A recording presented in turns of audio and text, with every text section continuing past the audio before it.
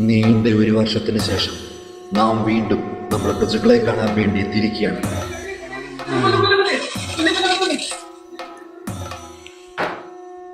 ആരും മാവേലിയാ, ചെറുതൊന്ന് നോക്കട്ടെ.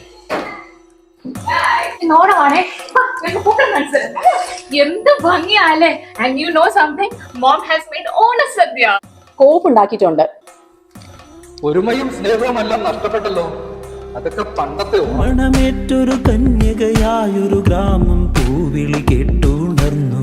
ഉത്രാടത്തിന്നോണ നിലാവിൽ ആവണി മുറ്റം പൂത്തു നിറഞ്ഞു. പൂമണമേറ്റൊരു കന്യകയായൊരു ഗ്രാമം പൂവിളി കേട്ടുണർന്നു.